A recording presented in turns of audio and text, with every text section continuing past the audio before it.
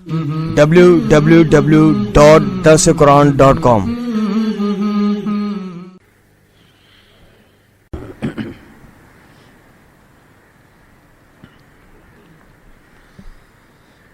الحمد لله وحده والصلاة والسلام على من لا نبي بعده أما بعد فأعوذ بالله من الشيطان الرجيم بسم الله الرحمن الرحيم قال فما خطبكم أيها المرسلون قالوا إنا أرسلنا إلى قوم مجرمين لنرسل عليهم حجارة من طين مسومة عند ربك للمسرفين فأخرجنا من كان فيها من المؤمنين فما وجدنا فيها غير بيت من المسلمين وتركنا فيها آية للذين يخافون العذاب الأليم وفي موسى إذ أرسلناه إلى فرعون بسلطان مبين فتولى بركنه وقال ساحر أو مجنون فأخذناه وجنوده فنبذناهم في اليم وهو مليم صدق اللہ العظیم۔ یہ سورہ ذاریات ہے، اس میں 60 آیات اور 3 رکوع ہیں۔ اس کا کچھ حصہ 26ویں پارے کے آخر میں ہے اور کچھ حصہ 27ویں پارے کے شروع میں ہے۔ الحمدللہ آج ہم 27ویں پارے کا آغاز کر رہے ہیں اور اس سلسلے میں سورہ ذاریات کی آیت نمبر 31 سے میں نے تلاوت کی ہے۔ چونکہ جیسے میں نے عرض کیا کہ اس سورہ کا کچھ حصہ 26ویں پارے میں اور کچھ حصہ 27ویں پارے میں ہے، تو اس لیے جو مضمون چل رہا ہے وہ مضمون بھی کچھ 26ویں پارے کے آخر میں ہے اور کچھ مضمون 27ویں پارے کے شروع میں ہے۔ اگر ہم قرآن کریم کا مطالعہ کریں تو قرآن کریم میں جو مضامین ہیں وہ صورتوں کے اعتبار سے ہیں، پاروں کے اعتبار سے نہیں ہیں۔ واقعہ یہ پیش آیا کہ سیدنا ابراہیم علیہ السلام کی خدمت میں حضرت جبرائیل، حضرت میکائیل اور حضرت اسرافیل علیہم السلام یہ فرشتے خوبصورت نوجوانوں کی شکل میں حاضر ہوئے۔ حضرت ابراہیم علیہ السلام نے ان کو مہمان سمجھا اور آپ کی مہمان نوازی مشہور تھی۔ بڑے جواد، بڑے سخی، بڑے کریم انسان اور میزبان تھے۔ میزبانی ان کی گٹی میں پڑی ہوئی تھی۔ بعض اوقات اگر کوئی مہمان نہیں آتا تھا تو اس کے بغیر کھانا ہی نہیں کھا سکتے تھے، انتظار میں رہتے کہ کوئی مہمان آ جائے تو کھانا کھاؤں۔ بعض تفاسیر میں معارف القرآن میں بھی ہے اور دوسری تفاسیر میں بھی یہ واقعہ لکھا گیا ہے کہ ایک دن کوئی مہمان نہیں آیا، تلاش میں نکل کھڑے ہوئے تو ایک مسافر چلتا ہوا دکھائی دیا تو اسے پکڑ کر لے آئے کہ آج کھانا میرے ساتھ کھاؤ۔ دسترخوان پر بٹھایا تو اسے کہا کہ بسم اللہ پڑھو، اللہ کا نام لو۔ اس نے کہا میں اللہ کا نام نہیں لیتا، میں اللہ کو مانتا ہی نہیں، تو اللہ کا نام کیسے لوں؟ آپ ناراض ہو گئے اور غصے میں اسے دسترخوان سے اٹھا دیا۔ اس کے جانے کے بعد اللہ کی طرف سے تنبیہ ہوئی. اللہ نے فرمایا کہ اے ابراہیم، اس بوڑھے نے 70 سالہ زندگی کفر اور شرک میں گزاری ہے، لیکن اس کے باوجود ہم نے آج تک اسے کھانے سے محروم نہیں رکھا. آج ایک بار اس نے میرا نام نہیں لیا اور آپ نے اس کو کھانے سے محروم کر دیا. جائیے اس کو منا کر واپس لائیے. چنانچہ آپ اس کی تلاش میں نکلے اور ڈھونڈ کر اسے راضی کر کے لائے. وہ بوڑھا اس شرط پر آیا کہ مجھے حقیقت بتلائیں گے، اٹھایا کیوں تھا اور اب دوبارہ دسترخوان پر بٹھا کیوں رہے ہیں. آپ نے پوری بات بتلائی تو اس نے بھی کہا کہ اب میں بھی اس وقت تک کھانا نہیں کھاؤں گا جب تک کہ کلمہ نہیں پڑھ لوں گا. چنانچہ اس نے کلمہ پڑھا اور اس کے بعد کھانا کھایا. تو آپ کی مہمان نوازی بڑی مشہور تھی. فرشتے نوجوان انسانوں کی شکل میں آئے. آپ نے سمجھا میرے مہمان ہیں، پوچھا بھی نہیں. ہمارے جیسا میزبان ہوتا تو اول تو ویسی دیکھ کر چھپ جاتا یا بہانہ کر کے ادھر ادھر نکل جاتا، اور اگر پکڑا ہی جاتا تو پھر گول مول طریقے سے سوال کرتا، کچھ کھائیں گے تو نہیں آپ؟ وہ بیچارہ کہہ دیتا ہاں نہیں کچھ نہیں کھاؤں گا. کہتے بہت اچھا، اچھی بات ہے، کم کھانا چاہیے. لیکن حضرت ابراہیم علیہ السلام نے پوچھا ہی نہیں اور آپ گھر چلے گئے. گھر میں بچڑا تھا، ذبح کیا اور فوراً تل کر لے آئے، پیش کر دیا. اب وہ کھا ہی نہیں رہے. آپ نے اپنے دل میں ڈر محسوس کیا. فَأَوْجَسَ مِنْهُمْ خِیفَةً، ڈر محسوس کیا. معلوم ہوتا ہے کہ یہ دشمن ہیں.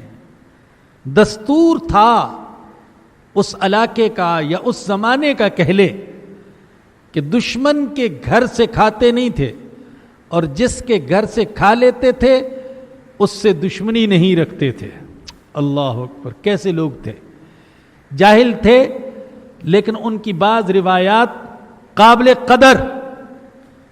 آج ہم تو ایسے ہیں کہ جس کا کھاتے ہیں اسی کو ڈھنک مارتے ہیں.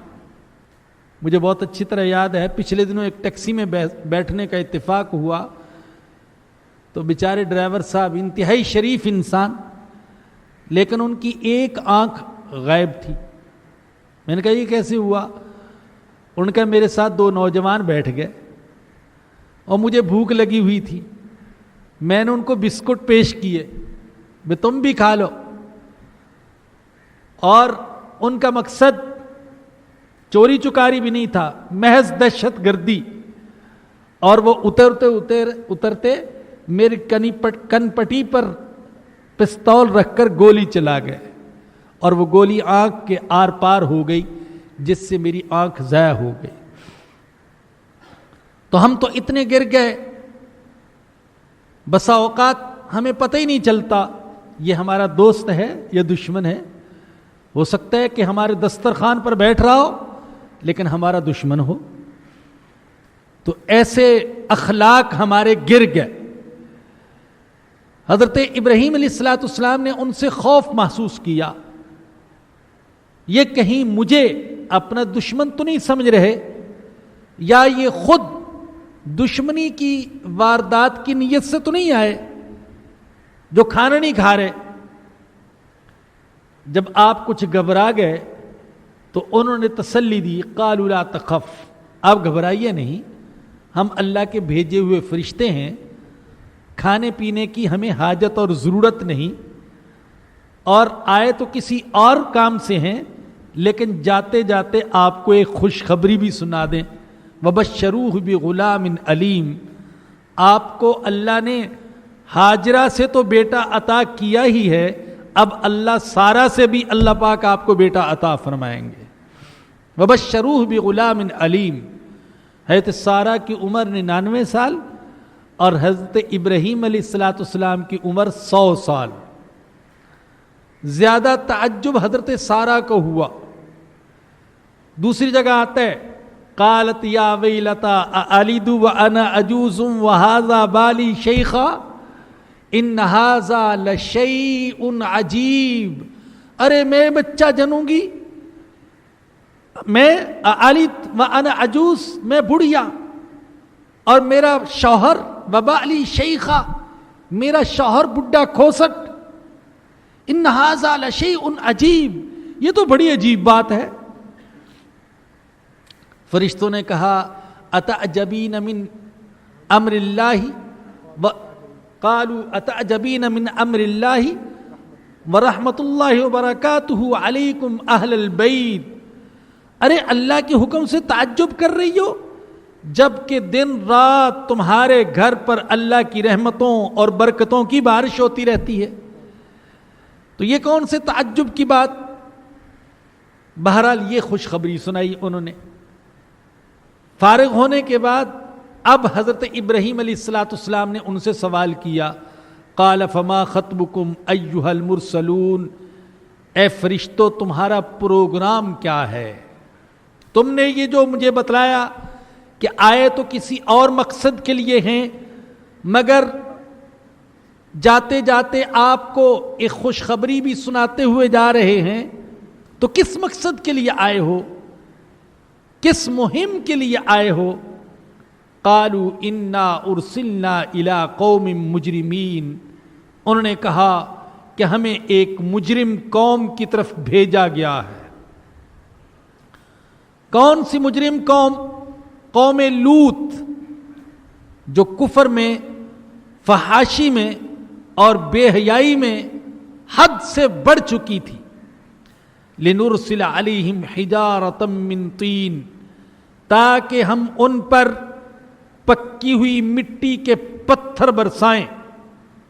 مسومۃ عند ربک للمسرفین، جن پر حد سے بڑھ جانے والوں کے لیے نشان لگا دیے گئے ہیں.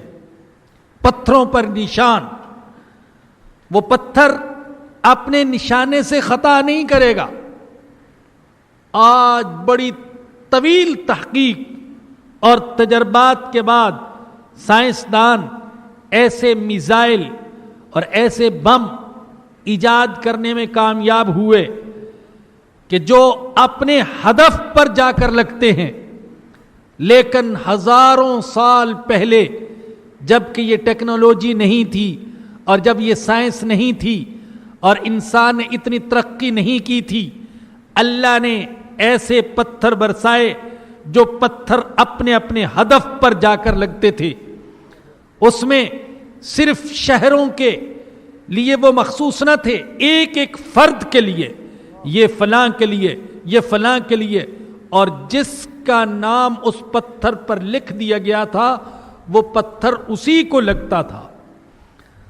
فَأَخْرَجْنَا مَنْ كَانَ فِيهَا مِنَ الْمُؤْمِنِينَ، ہم نے اس بستی میں سے نکال دیا جتنے بھی اس میں ایمان والے تھے، ان سب کو نکال دیا. عذاب بھیجنے سے پہلے یہاں سے معلوم ہوا کہ نیکوں کی برکت سے مجرم بھی عذاب سے محفوظ رہتے ہیں. جب تک سچے مومنوں کو اس بستی سے نکال نہیں لیا گیا، اس وقت تک اللہ نے اس بستی والوں پر عذاب نہیں بھیجا ہے. نیک لوگوں کی برکت سے برے بھی عذاب سے محفوظ رہتے ہیں، لیکن جب نیک اٹھ جائیں اور برے ہی برے رہ جائیں تو پھر انہیں اللہ کے عذاب سے کوئی نہیں بچا سکتا. اور میرے بزرگوں اور دوستوں، ہم دیکھ رہے ہیں کہ اللہ کے نیک بندے اٹھتے جا رہے ہیں، بلکہ اللہ کے نیک بندوں کو اٹھایا جا رہا ہے. ظلم و ستم انتہا کو پہنچ گیا، ایک کے بعد دوسرا اور دوسرے کے بعد تیسرا اللہ والا اور اہل علم، ان کو تاک تاک کر نشانہ بنایا جا رہا ہے. ایسے معلوم ہوتا ہے کہ یہ اس ملک کے اندر اب ایک نئی تاریخ شروع کرنے کے منصوبے بنا لیے گئے ہیں. ایک نیا دور، نئی تاریخ، نیا پروگرام، نیا کلچر، نئی ثقافت، نئی سوسائٹی، نئے لوگ، نئی زندگی، نیا پاکستان. شاید اس پاکستان کا اسلام اور علماء اسلام سے بہت دور کا رشتہ ہو. نبی اکرم صلی اللہ علیہ وسلم نے فرمایا تھا کہ قیامت کی نشانیوں میں سے ایک نشانی یہ بھی ہے کہ علم اٹھا لیا جائے گا. عرض کیا گیا یا رسول اللہ کیا سینوں سے علم کو نکال لیا جائے گا؟ فرمایا کہ نہیں، علماء کو اٹھا لیا جائے گا. جب علماء نہ رہیں گے تو پھر علم بھی نہیں رہے گا. تو فرمایا کہ اس بستی کے اندر جتنے بھی ایمان والے تھے ہم نے ان کو نکال لیا. اور ایمان والے تھے کتنے؟ فما وجدنا فیہا غیر بیت من المسلمین، ہم نے اس بستی کے اندر ایک گھر کے سوا مسلمانوں کا کوئی گھر نہ پایا. ایک گھر تھا حضرت لوط بن ہاران کا، اور اس گھر کا بھی حال یہ تھا کہ حضرت لوط علیہ السلام کی اہلیہ نے ایمان قبول نہیں کیا تھا. وہ ادھورا گھر تھا مسلمانوں کا، لیکن اس کی برکت سے اللہ نے پوری بستی کو عذاب سے محفوظ رکھا ہوا تھا. جب تک اس گھر والوں کو بستی سے نہیں نکال لیا گیا اس وقت تک اللہ کا عذاب نازل نہیں ہوا. وَتَرَكْنَا فِيهَا آيَةً لِّلَّذِينَ يَخَافُونَ الْعَذَابَ الْأَلِيمَ، اور ہم نے ان کے اندر چھوڑ دی نشانی اور عبرت اور نصیحت ایسے لوگوں کے لیے جو دردناک عذاب سے ڈرتے ہیں. قوم لوط پر جو عذاب آیا تھا وہ کفر کی وجہ سے اور فحاشی اور عریانیت میں مبتلا ہونے کی وجہ سے. اگر کوئی دوسری قوم بھی ان کی طرح فحاشی، عریانیت اور کفر میں مبتلا ہو جائے گی تو اللہ کا عذاب ان پر بھی آ سکتا ہے.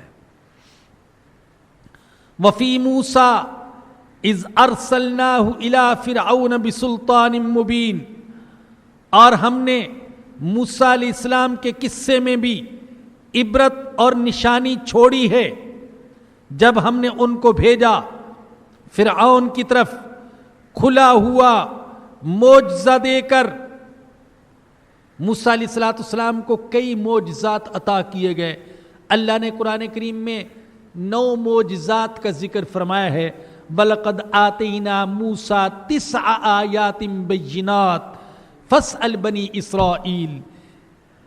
تو 9 معجزات، فَأَرْسَلْنَا عَلَيْهِمُ الطُّوفَانَ وَالْجَرَادَ وَالْقُمَّلَ وَالضَّفَادِعَ وَالدَّمَ آیَاتٍ مُفَصَّلَاتٍ، جن میں سے 2 معجزے بڑے نمایاں تھے. ایک عصا اور دوسرا ید بیضا. عصا جسے پھینکتے تھے تو سانپ بن جاتا تھا، بہت سے کام لیتے تھے. بعض روایات میں ہے وہ رسی بھی بن جاتا تھا، ڈول باندھ کر پانی نکال لیتے تھے. اور وہ سانپ بھی بن جاتا تھا، آپ آرام کرتے وہ پہرا دیتا تھا. اور دوسرے کام بھی اس سے لیتے تھے. اور ید بیضا، بغل سے ہاتھ نکالتے تو چمکتا ہوا دکھائی دیتا تھا. یہ دو بڑے معجزے. تو فرعون کی طرف بھیجا. فتولی برکنہ وقال ساحر او مجنون، اس نے اپنی قوت کے بل بوتے پر اعراض کیا اور کہنے لگا یہ جادوگر ہے یا دیوانہ ہے. فَأَخَذْنَاهُ وَجُنُودَهُ، ہم نے پکڑا فرعون کو اور اس کے لشکروں کو. فَنَبَذْنَاهُمْ فِي الْيَمِّ، ہم نے اٹھا کر پھینک دیا دریا میں. وَهُوَ مُلِيمٌ، اور وہ قابل ملامت کام کرتا تھا. وَفِي عَادٍ، اور عاد علیہ السلام، عاد کی قوم عاد میں بھی عبرت اور نشانی ہے. اذ ارسلنا علیہم الریح العقیم، جب ہم نے ان پر بے برکت ہوا چلائی. ما تذر من شیء اتت علیہ الا جعلتہ کالرمیم، وہ ہوا جس چیز پر چلتی اسے ریزہ ریزہ کر دیتی. اللہ نے سورۃ الحاقہ میں ذکر کیا وَأَمَّا عَادٌ فَأُهْلِكُوا بِرِيحٍ صَرْصَرٍ عَاتِيَةٍ سَخَّرَهَا عَلَيْهِمْ 7 لَيَالٍ و8 أَيَّامٍ حُسُومًا، 7 راتیں اور 8 دن مسلسل تیز ہوا چلتی رہی. بڑے قد آور تھے، کھجور کے تنوں جیسے ان کے قد، اور ہوا نے اٹھا اٹھا کر پٹخا، اور جس چیز پر وہ ہوا گزری اس چیز کو اس ہوا نے ریزہ ریزہ کر دیا. وفی سمودا، اور قوم سمود میں بھی عبرت اور نشانی ہے. اذ قیل لہم، جب ان سے کہا گیا تمتعوا حتی حین، ایک وقت تک فائدہ اٹھا لو. اللہ نے حضرت صالح علیہ السلام کو بھیجا. قوم سمود بڑی خوشحال، باغات تھے، کھیتیاں، مضبوط محل. آپ نے ان کو اللہ کی عبادت کی اور توحید کی دعوت دی، انکار کیا، تکبر کیا، تو اللہ نے ان پر ایک کڑک کا، زلزلے کا، ایک چیخ کا عذاب بھیجا. فَأَتَوْا عَنْ أَمْرِ رَبِّهِمْ، انہوں نے اپنے رب کے حکم سے سرکشی کی. فَأَخَذَتْهُمُ الصَّاعِقَةُ، انہیں کڑک نے آ پکڑا. وَهُمْ يَنْظُرُونَ، اور وہ دیکھ رہے تھے. فَمَا اسْتَطَاعُوا مِنْ قِيَامٍ وَمَا كَانُوا مُنْتَصِرِينَ، پھر نہ تو وہ اٹھنے کی طاقت رکھتے تھے اور نہ ہی مقابلہ کر سکتے تھے. وَقَوْمَ نُوحٍ مِّن قَبْلِ، اور اس سے پہلے ہم نے قوم نوح کو ہلاک کیا. اِنَّهُمْ كَانُوا قَوْمًا فَاسِقِينَ، بے شک وہ نافرمان قوم تھی. یہ ان قوموں کا ذکر جن پر اللہ کا عذاب نازل ہوا.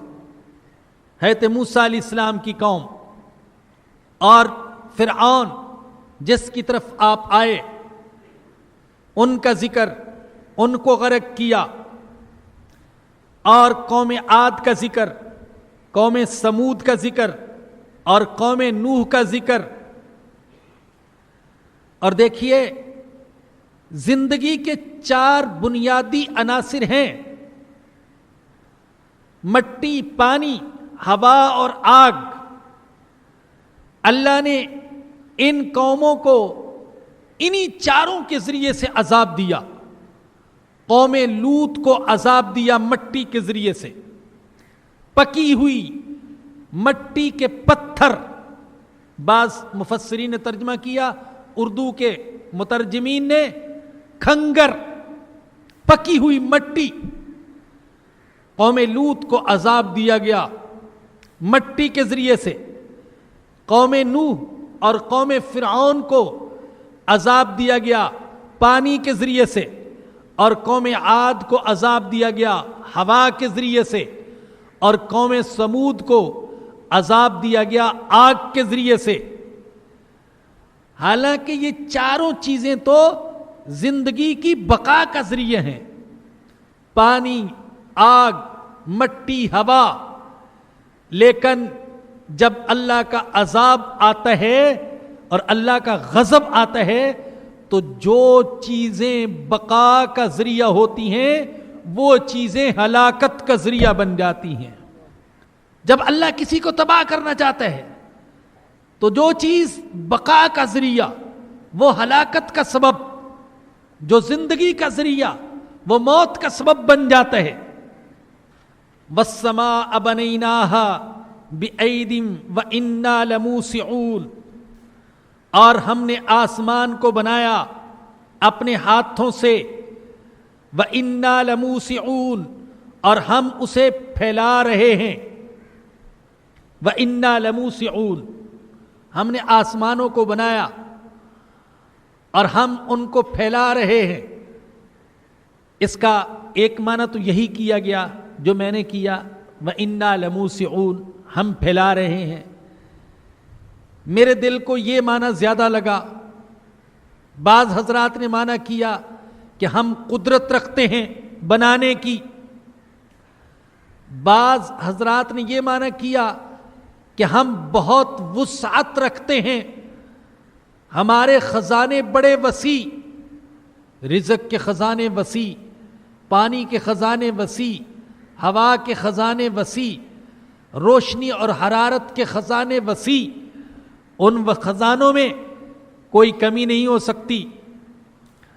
اور تیسرا معنی جو میں نے کیا کہ ہم کائنات کو پھیلا رہے ہیں, یہاں میں آپ کو اس طرف متوجہ کرنا چاہتا ہوں کہ قرآن کریم سائنس کی کتاب نہیں ہے.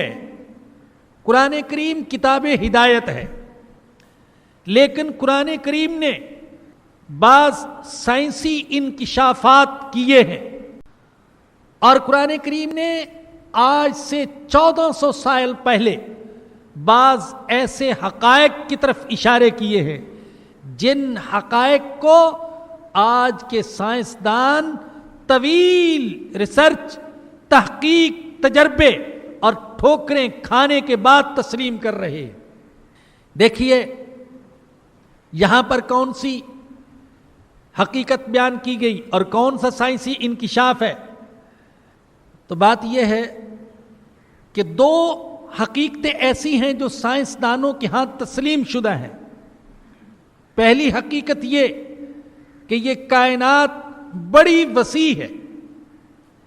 انسان ساری ترقی کے باوجود اس کائنات کی حدود معلوم نہیں کر سکا. یہ جو کائنات, یہ جو زمین ہے جس میں ہم رہتے ہیں, ابھی تک انسان اس کے سارے خزانے معلوم نہیں کر سکا. حالانکہ جو پوری کائنات ہے اس کے مقابلے میں ہماری زمین اور ہمارا جو شمسی نظام ہے اس کی حیثیت ایسے ہے جیسے ایک ذرہ. آپ اندازہ کیجئے کہ خود سائنسدان یہ بتلاتے ہیں کہ یہ کائنات 500 ملین کہکشاؤں پر مشتمل ہے. 1 ملین 10 لاکھ کے برابر. پھر ہر کہکشاں میں 1 لاکھ ملین یا اس سے کم و بیش ستارے. پوری کائنات میں 500 ملین کہکشائیں اور ہر کہکشاں میں 1 لاکھ ملین یا اس سے قریب ستارے, اور ہر ستارہ دوسرے ستارے سے سینکڑوں نوری سال کے فاصلے پر ہے. اس قدر یہ کائنات وسیع. ایک تسلیم شدہ حقیقت تو یہ ہے, اور دوسری حقیقت جسے کچھ ہی عرصہ پہلے سائنسدانوں نے تسلیم کی ہے وہ یہ کہ یہ کائنات آہستہ آہستہ پھیلتی جا رہی ہے. ایک کہکشاں دوسری کہکشاں سے دور ہٹتی جا رہی ہے, اور جو خلا پیدا ہوتا ہے اس میں نئی کہکشاں پیدا ہو جاتی ہے. تو گویا کہ یہ کائنات دن بدن وسیع ہوتی جا رہی ہے, تنگ نہیں ہو رہی, وسیع ہو رہی. سائنسدانوں نے آج اس بات کو تسلیم کیا, اور اگر ہم یہ ترجمہ کریں تو یہ ثابت ہو جائے گا کہ قرآن اس حقیقت کو صدیوں پہلے بیان کر چکا. وَالسَّمَاءَ بَنَيْنَاهَا بِأَيْدٍ وَإِنَّا لَمُوسِعُونَ ہم نے آسمان کو ہاتھوں سے بنایا اور ہم پھیلا رہے ہیں. ایک دوسرا انکشاف, دوسری حقیقت, وَالْأَرْضَ فَرَشْنَاهَا فَنِعْمَ الْمَاهِدُونَ ہم نے زمین کو بچھایا تو دیکھو ہم کیا خوب بچھانے والے ہیں. اللہ کہتے ہیں ہم نے زمین کو بچھایا اور ہم کیا خوب بچھانے والے ہیں. اللہ نے یہ جو بستر بچھایا ہے ایسا بچھونا دنیا میں کہیں اور نہیں ہے گول لیکن بچھایا ایسے کہ انسان کی راحت، انسان کی صنعت، انسان کی زراعت اور انسان کی حرفت اور انسان کی معیشت اور انسان کی بھاگ دوڑ کے سارے سامان اس میں مہیا کر دیے.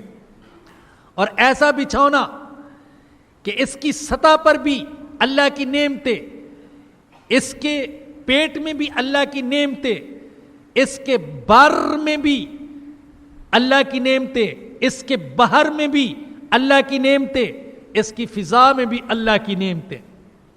زمین کی سطح کو دیکھیں تو اس پر انسان اور حیوان زندگی گزارتے ہیں اور انسان نامعلوم اس میں کیا کیا نقشے بناتا ہے، کیا کیا تعمیرات کرتا ہے. سڑکیں، کارخانے، فیکٹریاں، مکان، محلات. اور زمین کے پیٹ کو دیکھیں تو اللہ نے اس میں طرح طرح کی معدنیات رکھ دیں، جامد معدنیات بھی اور سیال معدنیات بھی. زمین کے بر کو دیکھیں، میدانوں کو دیکھیں، اللہ نے وہاں نباتات اگا دی، درخت اگا دیے اور پھول اگا دیے اور پہاڑ جما دیے. اور زمین کے بحر اور دریاؤں کو دیکھیں تو اللہ نے بے شمار قسم کی مچھلیاں اور موتی اور مونگے رکھ دیے. اور زمین کی فضا کو دیکھیں تو اس میں ہوائیں اٹکیلیاں کر رہی ہیں اور بادل تیر رہے ہیں اور پرندے اڑ رہے ہیں.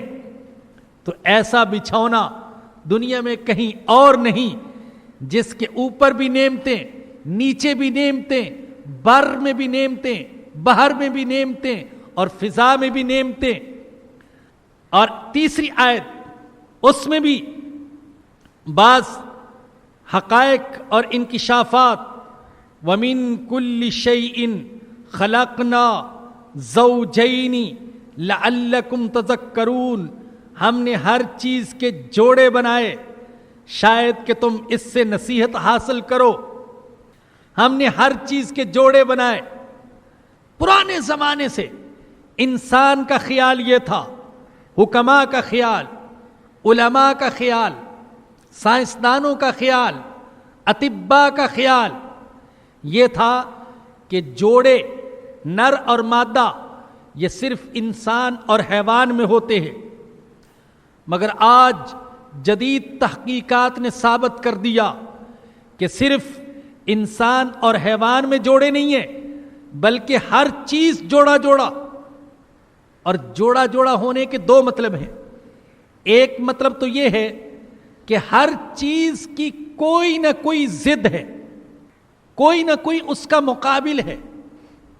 اگر نر ہے تو مادہ بھی ہے، میٹھا ہے تو کڑوا بھی ہے، زمین ہے تو آسمان بھی ہے، اور روشنی ہے تو تاریکی بھی ہے، سورج ہے تو چاند بھی ہے، بر ہے تو بحر بھی ہے، اور ایمان ہے تو کفر بھی ہے، موت ہے تو زندگی بھی ہے، بہار ہے تو خزاں بھی ہے، صحت ہے تو بیماری بھی ہے، عزت ہے تو ذلت بھی ہے، اور کالا ہے تو سفید بھی ہے، اور شقی ہے تو سعید بھی ہے، اور جنت ہے تو دوزخ بھی ہے.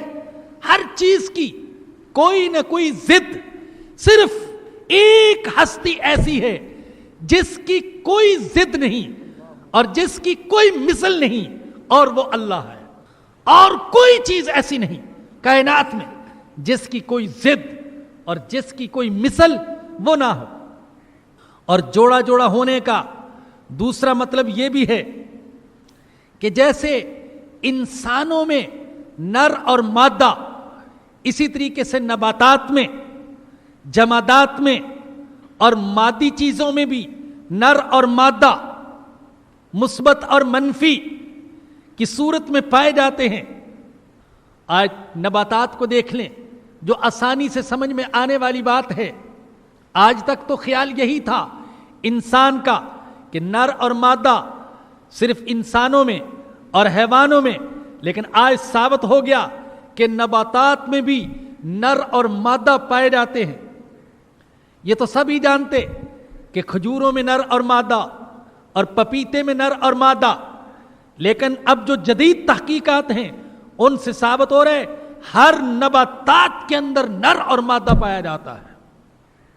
اور کوئی پھلدار درخت پھل نہیں دے سکتا جب تک کہ نر کا اثر اس پر نہیں پڑتا. یہ تتلیاں، یہ کیڑے مکوڑے اور یہ ہوائیں اور یہ پرندے نر پھولوں پر بیٹھتے ہیں اور وہاں سے زر دانے ان کے ساتھ چپک جاتے ہیں. یہ جا کر دوسرے مادہ پھولوں پر بیٹھتے ہیں تو یہ زر دانے مادہ پھولوں پر گرتے ہیں تو وہ پھول پھل کی شکل اختیار کر لیتے ہیں. ہمیں تو یہ تتلیاں، یہ مکھیاں اور یہ کیڑے مکوڑے بیکار نظر آتے ہیں، لیکن اللہ نے ان کو بھی کام میں لگا رکھا ہے. وہ اگر اپنا کام نہ کریں تو ہمیں کھانے کو پھل میسر نہ آئیں. آپ جانتے ہیں کہ آج کل فارمی شہد کا بڑا سلسلہ ہے. تو سنا کہ اب ہم پہلے پوچھتے تھے کہ جہاں یہ فارمی شہد والے اپنی مکھیاں لے کر جاتے ہیں تو کیا وہ لوگ ناراض نہیں ہوتے، تنگ نہیں آتے؟ کیونکہ مکھیاں تو بہرحال پھولوں سے رس کو چوسیں گی. تو پتہ چلا نہیں، وہ خوش ہوتے ہیں اس لیے کہ جہاں وہ مکھیاں لے کر جاتے ہیں تو وہاں کی نباتات کی پیداوار بڑھ جاتی ہے.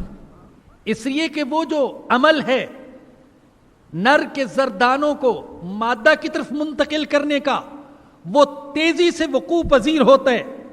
خوبصورت سی تتلیاں وہ دیکھنے کو بھی بھلی محسوس ہوتی ہیں اور ساتھ ساتھ انسان کے لیے کتنا بڑا کام کر رہی ہے. تو آج انسان نے اس بات کو تسلیم کیا کہ ہاں نر اور مادہ ہر چیز کے اندر ہے اور جوڑا جوڑا ہر چیز ہے. اور میرے اللہ کا کلام آج سے 1400 سال پہلے، جب کہ کوئی لیبارٹری نہیں تھی اور کوئی سائنسدان نہیں تھے اور کوئی دیکھنے کے آلات نہیں تھے اور تحقیق نہیں تھی، اللہ نے اس وقت بلا خوف تردید کہہ دیا وَمِن كُلِّ شَيْءٍ خَلَقْنَا زَوْجَيْنِ لَعَلَّكُمْ تَذَكَّرُونَ.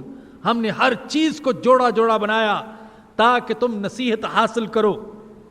اسی لیے الحمدللہ یہ بات میں اکثر عرض کرتے رہتا ہوں کہ قرآن زندہ کلام ہے، قرآن تازہ کلام ہے، قرآن کبھی پرانا نہیں ہو سکتا. اور حقیقت میں اس کی جو آیات اللہ نے جو قصے منتخب کیے بیان کرنے کے لیے، جب ہم اپنے حالات کو دیکھتے ہیں اور ان قصوں کو دیکھتے ہیں تو یوں معلوم ہوتا ہے کہ قرآن آج رات نازل ہوا ہے، قرآن ابھی نازل ہوا. حضرت ہود علیہ السلام کا قصہ آپ نے پڑھا.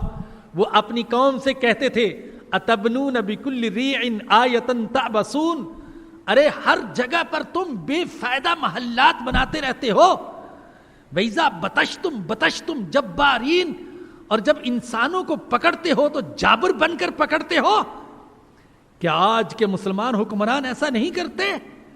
کیا بے فائدہ تعمیرات نہیں کرتے؟ اور جب رعایا کو پکڑتے ہیں تو خوف خدا سے بے نیاز ہو کر اور جابر بن کر نہیں پکڑتے؟ حضرت صالح علیہ السلام نے اپنی قوم سے کہا تھا اتترکون فیما ہاہنا آمنین فی جنات وعیون وزروع ونخل طلعها حظیم. ارے ان باغات میں چھوڑ دیے جاؤ گے؟ کیا یہ خطاب آج ہم سے نہیں ہے؟ اور حضرت شعیب علیہ السلام نے اپنی قوم سے کہا تھا اوفوا الکیل ولا تکونوا من المخسرین. ارے ناپ تول پورا پورا کرو، ناپ تول میں گڑبڑ نہ کرو. میں تو پڑھتا ہوں تو یوں محسوس ہوتا ہے کہ حضرت شعیب علیہ السلام مدین کے بازار میں نہیں، کراچی کے کسی چوراہے میں کھڑے ہو کر فرما رہے ہیں اوفوا الکیل ولا تکونوا من المخسرین. ارے دکانداروں، ارے تاجروں، ناپ تول پورا پورا کرو، کمی بیشی نہ کرو، لوگوں کے ساتھ زیادتی نہ کرو. وزنوا بالقسطاس المستقیم ولا تبخسوا الناس اشیاءهم ولا تعثوا فی الارض مفسدین. یہ زندہ کلام ہے، یہ تازہ کلام ہے.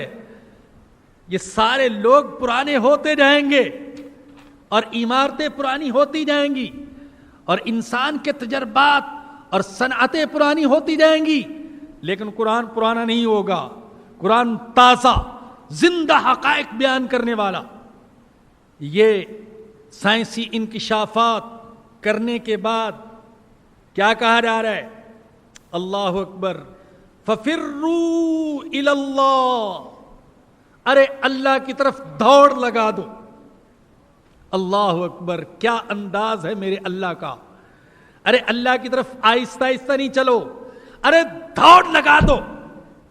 بوجھ کو ہلکا کر کے اور اپنے کندھوں سے سارے بوجھ پھینک کر اللہ کی طرف دوڑ پڑو. انی لکم منہ نذیر مبین. اللہ اپنے نبی سے کہلوا رہا ہے، آپ فرما دیجئے میں تمہارے لیے اس کی طرف سے صاف صاف خبردار کرنے والا ہوں. ولا تجعلوا مع اللہ الہا آخر. اور اللہ کے ساتھ کوئی اور معبود نہ بناؤ. نہ لکڑی کا معبود، نہ پتھر کا معبود، نہ سونے کا معبود، نہ چاندی کا معبود، نہ روپے کا معبود، نہ پیسے کا معبود، نہ کرسی، نہ اقتدار، نہ شہوت، نہ شہرت. ارے ان چیزوں کو معبود مت بناؤ. انی لکم منہ نذیر مبین. بے شک میں تمہارے لیے اس کی طرف سے صاف صاف خبردار کرنے والا ہوں. تاکید کے طور پر دوبارہ کہا جا رہا ہے میں صاف صاف خبردار کرنے والا ہوں. کذالک، یوں ہی ہوتا رہا ہے. ما اتی الذین من قبلہم من رسول، ان سے پہلی قوموں کے پاس جو کوئی رسول آیا تو انہوں نے کیا کہا؟ الا قالوا ساحر او مجنون. انہوں نے کہا جادوگر ہے یا دیوانہ ہے. اتواصوا بہ، کیا ان سب نے اس پر سمجھوتا کر لیا ہے؟ اللہ کہتے ہیں ایسے معلوم ہوتا ہے جیسے پہلے زمانے کے کافروں سے لے کر آج تک کے زمانے کے کافروں نے اس پر سمجھوتا کر لیا کہ اکٹھے ہوئے ایک جگہ اور یہ آپس میں طے کیا کہ کوئی نبی آیا تو کیا کہا جائے. تو یوں معلوم ہوتا ہے کہ سب نے اتفاق کر لیا کہ ہمارے پاس نبی آئے گا تو ہم کہیں گے ساحر ہے، دیوانہ ہے. تمہارے پاس آئے تم بھی یہی کہنا، تمہارے پاس آئے تم بھی یہی کہنا. سب کی ایک زبان. بل ہم قوم طاغون، نہیں بلکہ یہ سرکش لوگ ہیں. فتول عنہم، آپ ان سے اعراض کیجئے. فما انت بملوم، آپ پر کوئی ملامت نہیں. وذکر، البتہ نصیحت کرتے رہیں. فإن الذکریٰ تنفع المؤمنین، کیونکہ نصیحت ایمان والوں کو فائدہ دیتی ہے. نصیحت فائدہ دیتی ہے، قرآن فائدہ دیتے، لیکن ایمان والوں کو. یہ قرآن تو ایک رحمت کی بارش ہے. اگر زمین کے اندر قابلیت ہوگی تو اس رحمت کی بارش سے ایمان کے پھول کھلیں گے، اور اگر دل کی زمین ہی بنجر ہوگی تو پھر اس بارش سے پھول نہیں کھلیں گے، کانٹے اگیں گے. وذکر فإن الذکریٰ تنفع المؤمنین وما خلقت الجن والانس الا لیعبدون. اور میں نے جنوں اور انسانوں کو صرف اپنی بندگی کے لیے پیدا کیا ہے. یہ چھوٹی سی آیت ہے، لیکن یہ چھوٹی سی آیت بہت بڑی حقیقت کو بیان کرتی ہے. اور یہ ایسی حقیقت ہے کہ اس پر عمل کیے کے بغیر انسان کی زندگی اور دنیا کا نظام یہ درست نہیں ہو سکتا، جنگیں ختم نہیں ہو سکتی، فتنہ فساد ختم نہیں ہو سکتا، قتل و غارت گری ختم نہیں ہو سکتی جب تک کہ اس پر عمل نہ کرے۔ کیا حقیقت بیان کی؟ اللہ کہتے ہیں میں نے انسانوں اور جنوں کو اپنی بندگی کے لیے پیدا کیا ہے۔ میں نے عبادت کا معنی نہیں کیا، میں نے بندگی کا معنی کیا ہے۔ اس لیے کہ جب ہم عبادت کا معنی کرتے ہیں تو لوگ سمجھتے ہیں اللہ نے انسان کو نماز پڑھنے کے لیے پیدا کیا ہے، اللہ نے انسان کو روزے رکھنے کے لیے پیدا کیا ہے، اللہ نے انسان کو حج اور عمرے کرنے کے لیے پیدا کیا ہے، یہ سمجھتے ہیں۔ بے شک یہ بھی عبادت ہے، لیکن میں نے بندگی کا جو لفظ استعمال کیا وہ اس سے کہیں وسیع ہے۔ عبادت تو جب ہم لفظ بولتے ہیں تو چند رسومات ہمارے ذہن میں آتی ہیں، جبکہ بندگی کا تعلق زندگی کے ہر شعبے سے ہے۔ سیاست میں بندگی، تجارت میں بندگی، گھر کی زندگی میں بندگی اور بازار کی زندگی میں بندگی۔ بندہ کس کو کہتے ہیں؟ غلام کس کو کہتے ہیں؟ دیکھیں، نوکر جو ہوتا ہے یہ محدود وقت کے لیے ہوتے ہیں، جز وقتی ہوتے ہیں، اور غلام اور بندہ جو ہوتا ہے یہ کل وقتی ہوتا ہے، اس کی اپنی مرضی ہوتی ہی نہیں۔ بھئی نوکر تو 8 گھنٹے کی ڈیوٹی، 10 گھنٹے کی، 12 گھنٹے کی ڈیوٹی کی، اب وہ آزاد ہے، جہاں چاہے جائے، جو چاہے کرے، آپ کا اس سے کوئی تعلق نہیں۔ لیکن جو بندہ اور غلام ہوتا ہے وہ کل وقتی ہوتا ہے، اس کی 24 گھنٹے کی زندگی مالک کے حکم کے مطابق گزرتی ہے۔ ہم اللہ کے نوکر نہیں ہیں، اللہ کے بندے ہیں، اللہ کے غلام ہیں۔ لہذا 24 گھنٹے کی زندگی میں اس کے احکام کو پیش نظر رکھنا ضروری ہے۔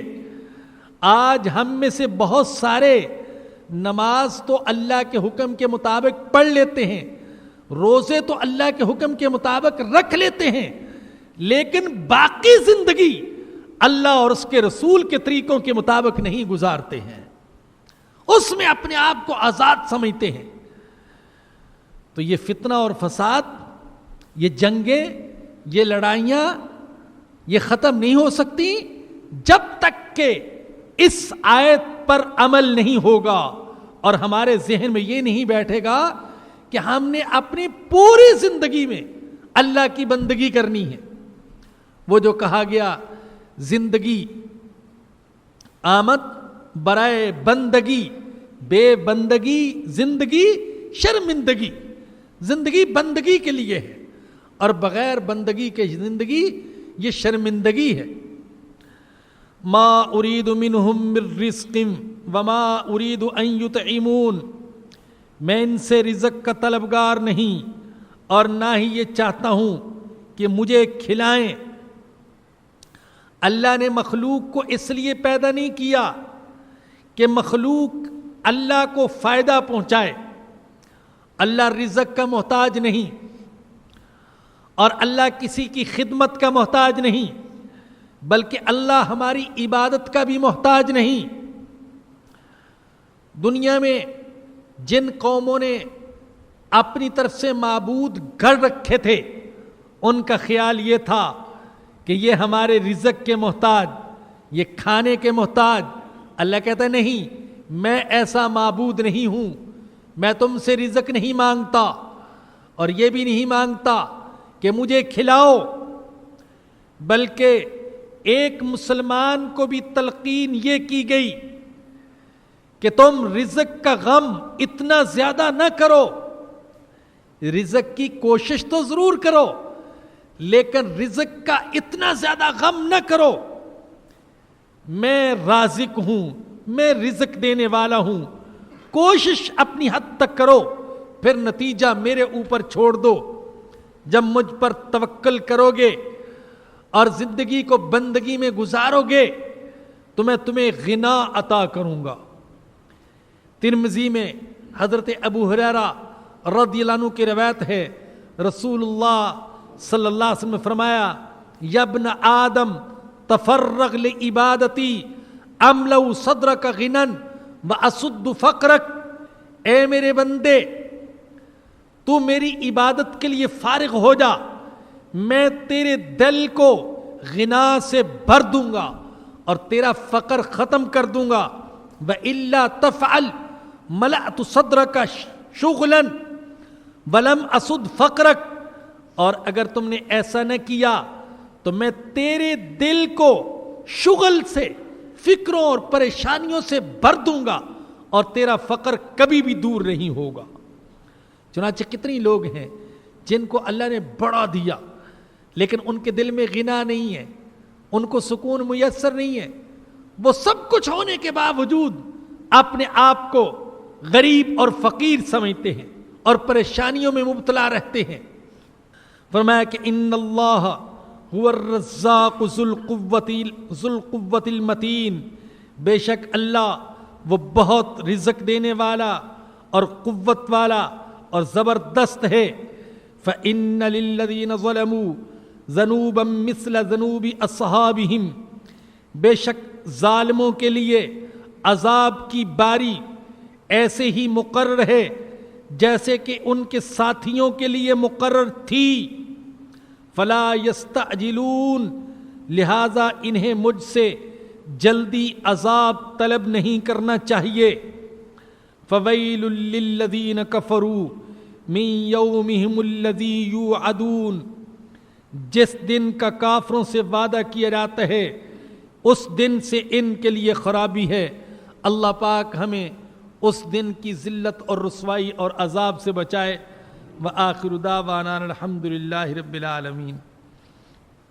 کل یہاں بہت بڑا حادثہ پیش آ گیا اور حضرت مفتی جمیل خان صاحب اور مولانا نذیر احمد توسوی صاحب، ان دونوں علماء کو شہید کر دیا گیا۔